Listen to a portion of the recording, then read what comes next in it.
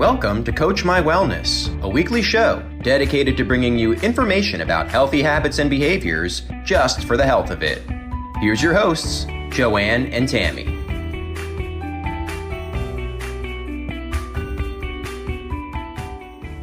Welcome back to Coach My Wellness with your hosts, Joanne Orshan and Tammy St. Clair. We left off on such a powerful conversation regarding creating wellness goals. And I know that there was a lot more that you wanted to really dig into on that, Tammy. Can you elaborate for us? Sure. So sometimes people say, well, how do I create this vision? What do I think about? What do I do? And so, some of it is thinking about, well, what do I want less of in my life? And what do I want more of? What excites you? And how can you tie that emotion, that excitement, to what your life could look like? And I know this one I get asked all the time, well, how do I get started? What's going to be the thing that gets you over the inertia? Because people, they have these great ideas, but they just don't know how to get started. And sometimes it's just start. Just start. Whoa. Start with what? Start with what, though? Exactly. And it's like, well, just start. What is it that you want to do? Just start. Well, I don't have this and I don't have that. You may not need that. Just start. Right? So maybe your idea is you want to help more people. And right now, during the pandemic, there's food shortages and people are struggling with hunger, things like that. So maybe you're like, I just want to make meals and make sure that people get fed. Okay, so just start. Well, I don't know how to do that. You don't know how to cook? You don't know how to make a meal? Well, yeah. Okay, well, make a meal. And, well, I don't know who to give it to. Carry it with you. Maybe you put your little lunchbox together and I don't know, here in Manhattan, I see plenty of people that clearly need a meal, and you can just start. You never know what's going to happen when you just start. And I think we all get sort of scared of these imaginary barriers that we put up. Oh, well, I have to have this. I have to have that. Well, that comes back to what we were talking about in our last episode about challenges that people have that hurt their confidence. Mm-hmm. And, identifying what those obstacles are so that they can boost their confidence. So if someone is struggling with that, it's taking that deep breath and thinking about what challenges you might have, anticipating having to deal with the challenges that you have, which is stopping you from reaching your vision. It's very interesting that when someone, I hear this so much when they have a challenge coming their way, and they're not confident about it, right away, that's when all the excuses start. And all this negative self-talk starts. And they can't really, decipher, well, how do I move forward because of their anxiety regarding failure. And perfectionism. Everybody expects that they have to be perfect. And perfectionism is actually a huge indicator of a lack of confidence. That's why it's always about progress, not perfection. Are we moving forward? I always say, are you moving closer to your goals or further away from your goals? Mm-hmm. And I think that's where the struggle, because people think, oh, well, if it's not perfect, I don't want to even start it. I don't want to do it. And it's like, no, just start. Well, also allowing your brain to just brainstorm. Mm-hmm. And thinking about possibilities. And we've talked, I'm sure all of us have heard about dream big. Well, what does that really mean? Because a lot of the times, well, I can't do that. Right away, the negative starts to come in that they can't accomplish. Mm-hmm. But having the dream and having it internal, even if you don't share it with anybody, can be frightening, but it could also be exhilarating because of the possibilities. Right. And having that dream and then thinking about, what are my strengths? How can I utilize my strengths to get there? And so people struggle with an accurate perception of themselves. So when I ask them, well, what are your strengths? What are the strengths that you have? They're like, well, I don't know. I don't have any. Because they are so focus. And this is sort of like the human condition. Stop looking at your negatives. Start looking at your positives. We always focus on our negatives. Well, I can't do this and I can't do that.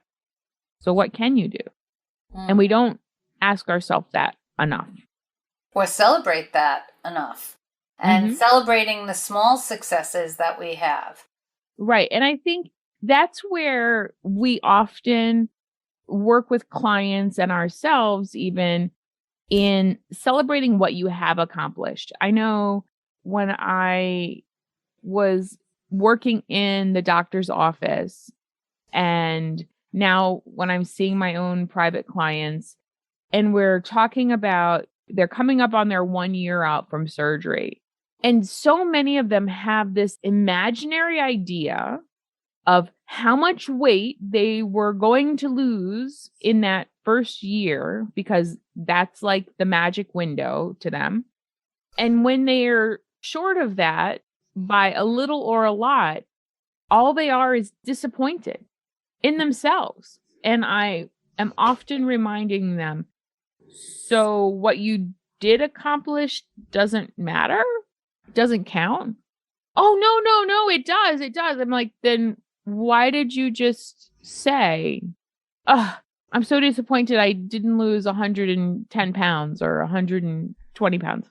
So that goes into what you were just talking about, the negative versus the positive. So if it was a patient or a client that's a year out from their journey when they first started, thinking about what they've accomplished for the past year, which is why journaling, by the way, is so crucial during this period of time, because it's a great way to reflect back. But how do you feel today? And what does it feel like? And think about the changes that you've made. And what are you doing differently today than you were from a year ago or 2 years ago or 6 months ago? Correct. And also thinking about what is the same. What is your commitment level? How is that? And thinking about the changes that you've now made in order to get where you are. Who's your support system around you? Are you able to move more freely now that you've lost some weight? And, what is it that you're able to accomplish that you weren't able to do 6 months ago? And celebrate those successes that you made, which were part of your vision of where you wanted to be. Right. It's really, it can be really exciting. It can. And I think that's where in journaling, in keeping a running list that you can keep in front of your eyes, whether that's on your phone or on your bathroom mirror, you have instead of having that to-do list, you talked about a couple weeks ago, your to-done list.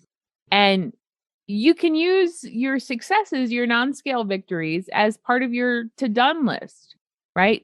So I was able to walk to the mailbox or around the block, or I made 10,000 steps, or I finally made 12,000 steps on a consistent basis, or, whatever it is that you have not been able to do, and I just had a client that they were so disappointed. And when you said, oh, well, we go back and we look at what's changed and where they're at a year from now.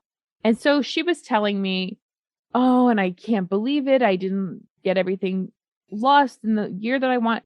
And my weight loss is slowing down. And so I said to her, well, what's different? What's different now than when you first started? And she immediately popped out of her mouth 2 things. I'm snacking more, and I'm not really exercising and moving like I did at the very beginning. It's like, oh, so both of those things are under your control. What does that mean? It means kind of getting your vision back in front of your eyes and making that commitment to yourself. Oh, okay, I need to get this done. I need to go back to making sure I make all my snacks, preparing to take things with me. Whatever she was doing at the beginning is what you keep doing. I tell my clients a lot, whatever you do to get there is what you have to keep doing to stay there.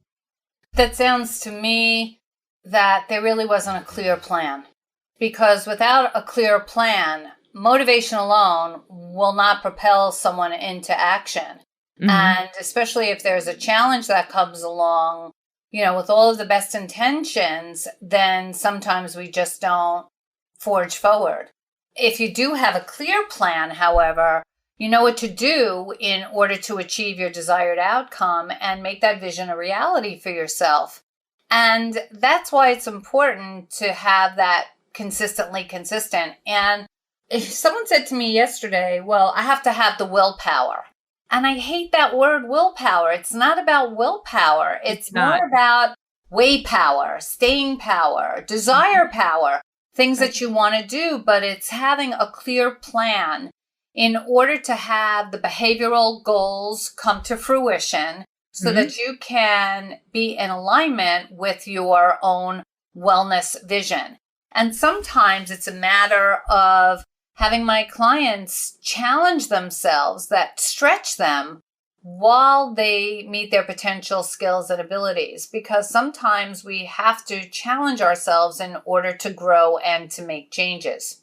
Right. And I think this is where having a coach that you can bounce things off of, looking at new possibilities or different possibilities or ways of doing things, kind of stirring up those things that excite you, that might bring you around.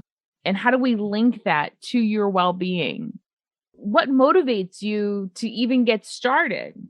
And so having a coach who can ask you questions, who you've given permission to kind of be that challenge that kind of calls you out on your story, on the monologue that's going on in your head and holds you accountable and challenges you, that's sort of sometimes where we can benefit and how we can grow in actually moving towards what we want versus standing still or sliding backwards. Yes, Tammy, as I'm listening to you, there was just like this powerful thought that I had, because I hear you speaking like a coach and like a therapist to a degree. And what that really means is that as you're speaking about things to do, I'm even thinking in my mind about other changes and possibilities that I want to have for myself. And my mind just honestly wouldn't have gotten there unless I was listening to your questions or having those thought-provoking questions as you're talking about them, for me to think about things for even myself, about what else do I want to do? How else do I want to improve my life? What can I do to make a positive change going forward? And by the way, as you said earlier, this is not just about weight loss. It's going back to the way you do one thing is the way you do everything. So it's about other areas in my life as well, which just brings me to this whole full person, which is what I really strive for, so that I'm more independent in my thinking, in my thoughts, in my actions, in my self-responsibility, in order to be accountable to me. But as a coach, listening to you, helping me to pull out the answers to that and giving me those thought-provoking thoughts to even think about the possibilities of what I might want to achieve. Right. And I think, you just said something that made me go ding, ding, ding, ding, ding.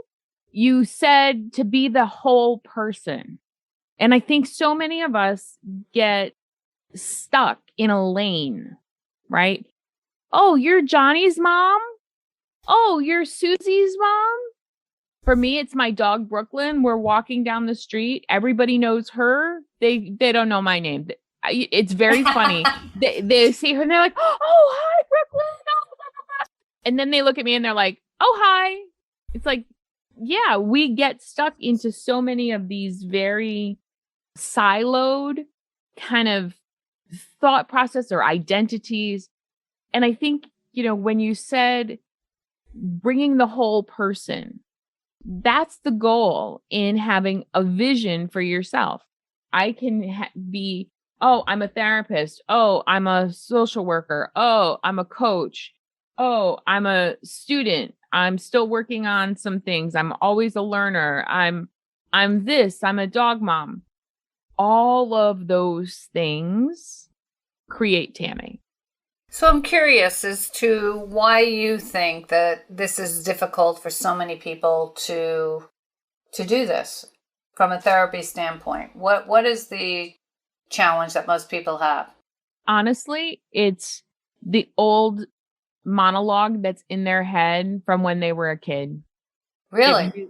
It's so much of the values of themselves from when they were growing up and trying to, maybe they had a parent that was inattentive to them. So that makes them feel insignificant, but it also makes them strive and overachieve in order to get that attention that they may never have gotten. So then there's that sense of rejection. So then they don't even try. They don't want to be disappointed. So I'm listening to you and I'm saying, okay, so this is Tammy's therapy hat on, which the response to that question is a little bit different than perhaps mine would have been as a coach, because you are getting into the past and the things that have gotten us to where we are, where I would be thinking more about the patterns of behavior without really delving into the why as much. But what are the patterns? When have you done this before? When have you felt that before? And picking up on that so that they can acknowledge where they are today and move forward, where, it's very interesting to me to listen to the same concept, but taken from two different points of view on how to address that. Right. And that's often, the past scares people. And so I think that's where coaching is a benefit. And if I keep my coaching hat on, that's where we move from, is from the current into the future. But sometimes you really have to delve into the past, even whether you do it with a therapist or you do it on your own or you write about it, or however you do it, because sometimes no matter what you do in your present to make that better future, it just never really congeals. It never solidifies because there's a ingrained thought that just undermines everything that you do. That's deep. Okay, well, we'll get off of therapy, but it's kind of what happens, right? When someone says, "Man, we've been working on this and it's just not working," and you kind of, one of the questions that I'll ask is, "Well, did you really think that you were going to accomplish that?" And it stops people. It stops me. Like my old therapist and one of my old coaches, when I'm not making deadlines, because I have ADHD and I can be very frenetic about things, one of them stopped me and said, "Well, when we talked about it, did you really think you were going to do that? Did you really think you were going to make that?" Yeah, but the other side of that is that if you didn't put that possibility down, it never would have been possible, even if you don't accomplish the goal. Correct. So then what it does is it opens the window or the door to have a further discussion about, well, I guess I was thinking that was my best case scenario. And so to then rethink that and have maybe break that bigger thing down into smaller things so that I do get the bigger thing done, just not in the 7 days that we originally planned. Maybe it's in 2 more weeks or 2 more months, but we get there. And I think sometimes we have to have that failure in order to reassess and reevaluate. To me, it seems as though you have to have the plan before you can even think about the failure or to reevaluate. If you don't have the plan, how are you even assessing what the results might or might not be? Okay, so in thinking about that, how do you help your clients create a plan? Well, what we do is we sit down and we talk about, number one, the bigger picture, which is what we started out this talking about, what their vision is for themselves. And going back to what I said before, It's all about that they know themselves better than I could ever know them, in how they operate, what they like, what they don't like, what works for them, what doesn't work for them. But asking the right pointed questions so that we can come up with a plan together. It's really important. I don't ever tell my clients, do this, don't do that. It's more about how do you do this, or what works for you in solving things. So there are some people that are visual learners. There are some people that are auditory learners. There are people that my poison could be your perfection and vice versa. So everybody is different, and that's where the bio-individuality comes in. So I ask pointed questions and we break down the wellness vision. Then we'll talk about several different goals that we might have. And then we work to scale those goals to, number one, see how they fit in importance on the scale of continuum, always looking to get to a positive state instead of the negative state. Where do we need to go on that? And how does that rate for you? Is it most important to A, improve your health, B, lose weight, or C, do both? And if so, how are we going to achieve that? What are the pieces of the puzzle we need to pull together in order to make change possible? What are those components? And then we speak about that. So going back to my client, Andrea, who was working, getting up at 5 a.m, didn't get home till 8 o'clock at night.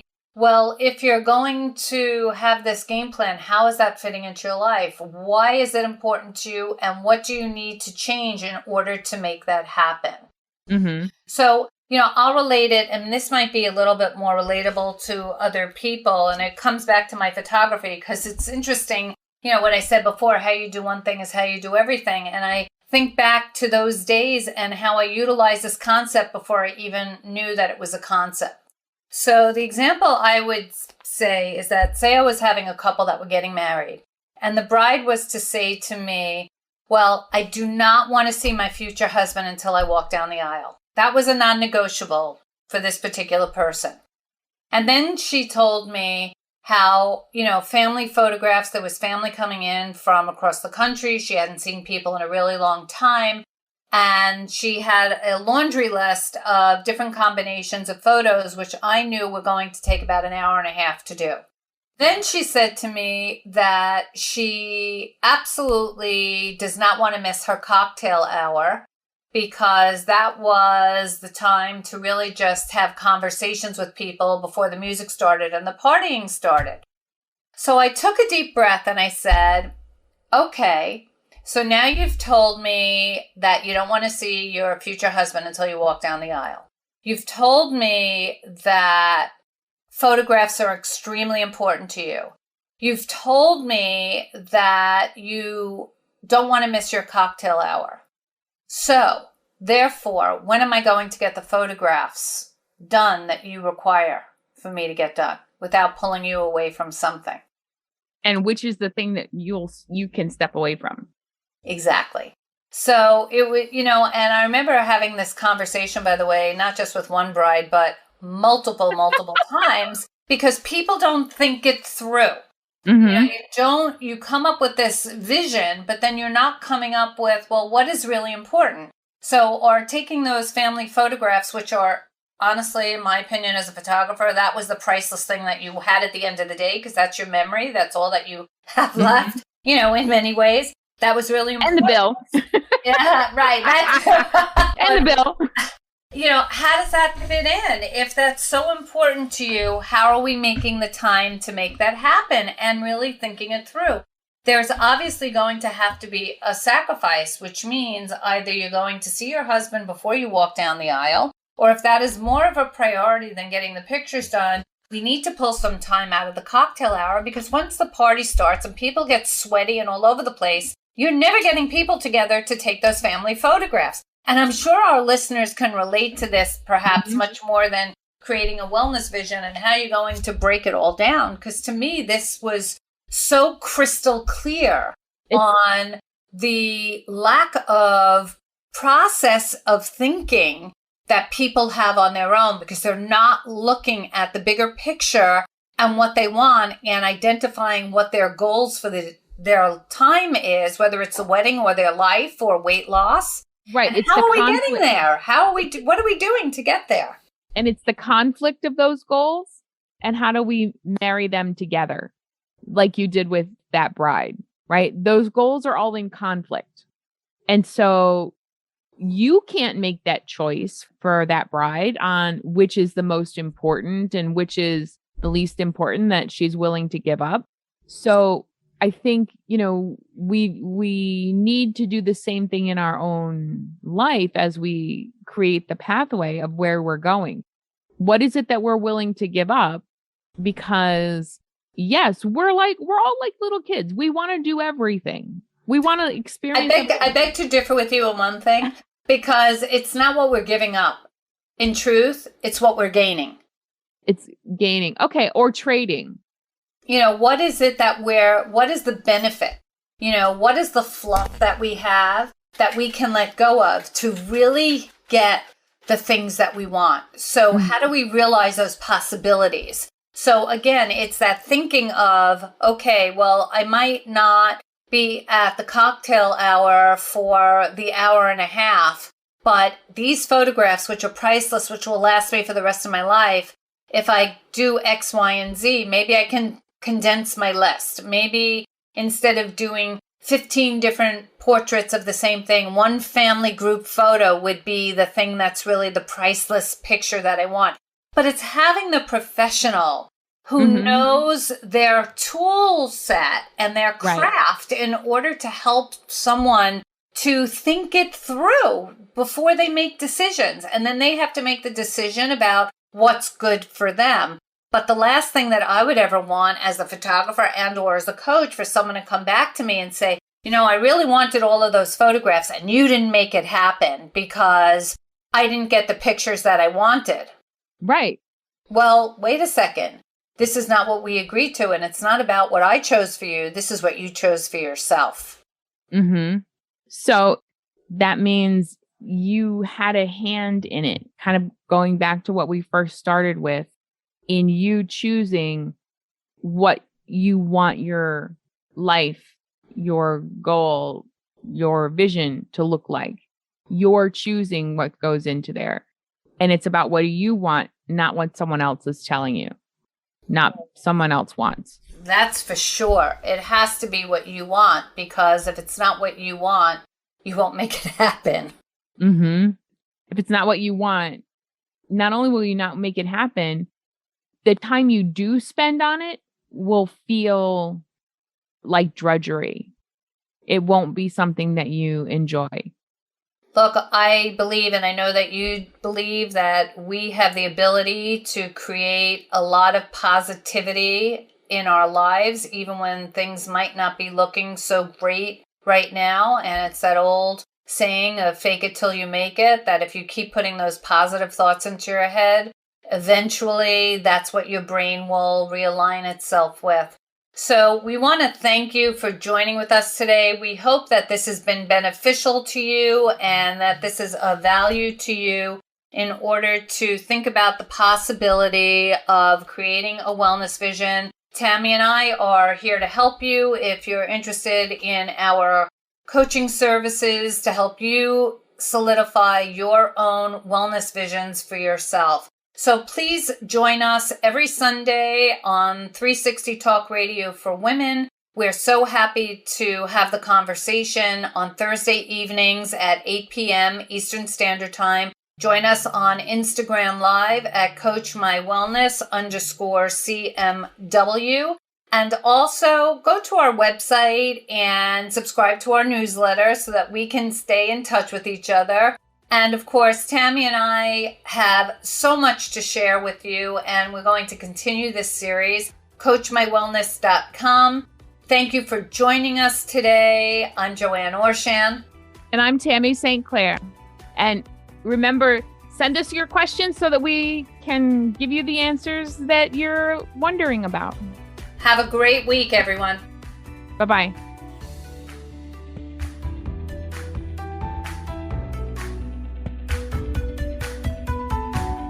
You've been listening to Coach My Wellness. For more information about healthy habits and behaviors, visit our website at coachmywellness.com and follow us on Instagram at coachmywellness_CMW for weekly live streams Thursday nights at 8 p.m. Eastern. We hope to see you there.